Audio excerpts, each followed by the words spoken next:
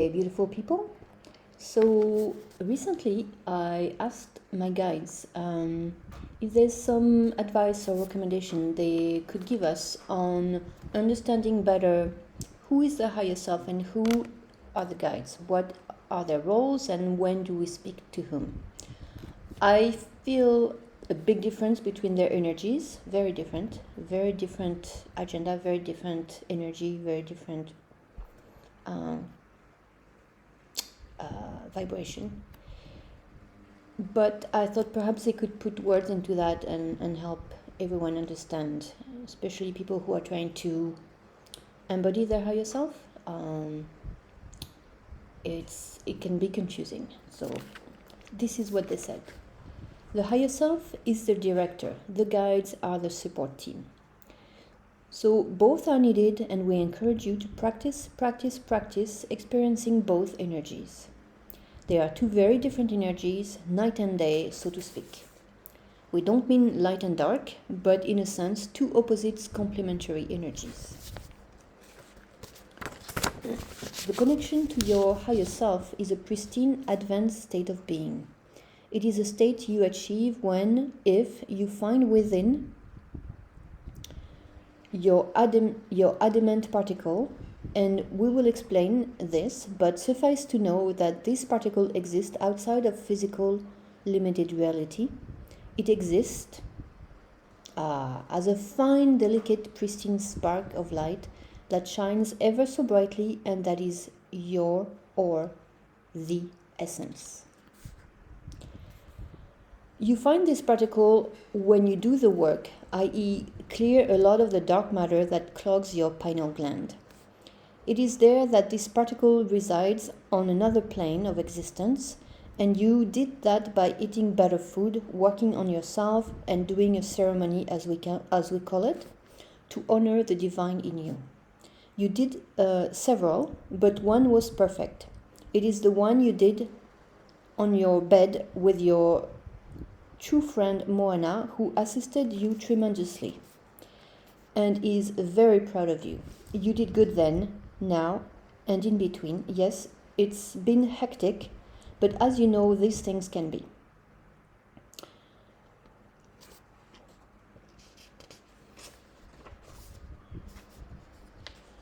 You acknowledge that it was her then, and did thank God and her, and so it was very complete, and that freed that gunk to a great extent, enough to open up your sacred journey, and that is a very official, consecrated little adventure we'll all go into when that event takes place. Not easy, but worth it? Yes, we all said it at once. So that was on the higher self. The second part, I want to speak about lions, because I received a transmission about lions, which was great, I thought. It starts here. I was thinking about lions, and this transmission came through. I forget exactly what happened to get me there, but it's very interesting. Well, I do love lions, that's for sure. Lions, so that's from my guides, of course. Lions are an exemplary couple. I want to say that often my guide speaks in a bit of a cryptic way and they play with words.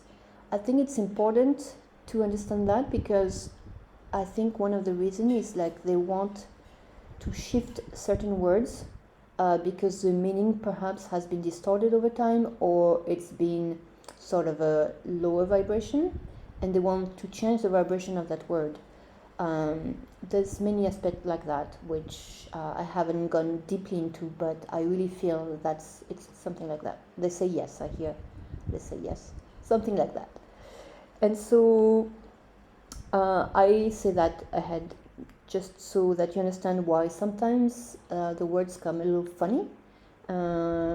It's also so that you, instead of listening to the words and just going by what you think they mean, that you stop and really take the time to not question, but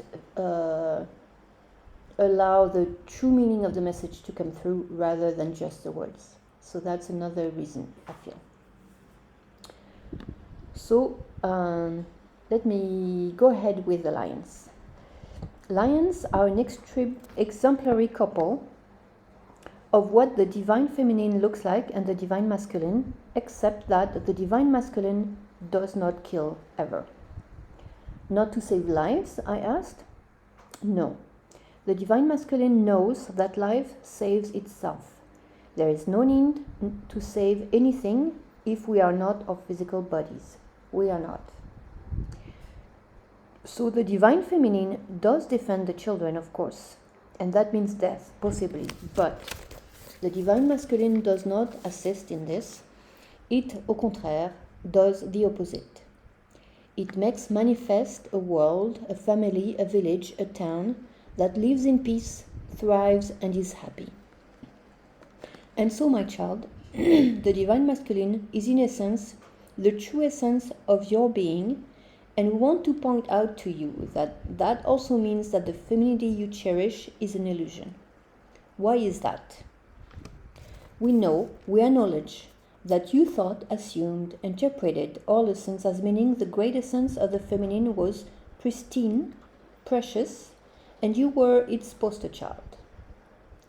We acknowledge that is what we wanted you to see, but the truth is that this feminine beauty, elegance, and désinvolture does not represent your true essence. Your true essence is much more pure than this, meaning it is more expansive and more fundamental. Female, male, I said. Is it not complementary? Feminine, masculine, is it not complementary? My guides, no, not really, sort of, yes, but. The complementary of these two polarities is un véritable challenge, is a challenge to apprehend. I said, my higher self feels very feminine.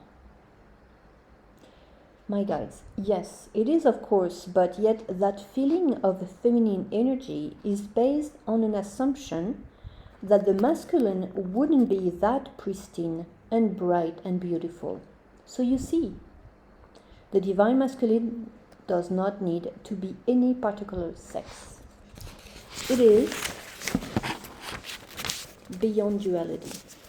So is the divine feminine. Female lion, male lion. Two aspects of the divine, not separate, one. So what we were saying about male lions was, no, they are not divine, in the sense that they kill not to defend the children, the female lions do it best, but to defend a territory. So even though they look mighty, the true divine one is the female lion. This is a new idea we wish to offer. You felt this truth once, so we wanted to give an explanation, and this was the perfect timing. I think there's a little bit more about lions. Yes. Lions are evolving into the premises of personhood. It is new. It is the direct result of the great work of all the guides and people who protect them on the physical and etherical planes. Because of that protectorate, acknowledging another lion's personhood is like recognizing they are unique, precious individuals, and so their life is precious, and ultimately, only, it is the very beginning of their ascension process. Yes, this surprises you, but it is an early process. Now, what Earth is doing now is, of course, different. It is akin to a revolution, a deep heart-centered revolution, quiet, very quiet, but powerful. And that, my friend, is all we have to say about that. So those were the two transmissions I wanted to share today. If you have any questions, if you want to ask my guides anything particular about any subject, They are always happy to join in the fun. That's what they say. Join in the fun. Yes.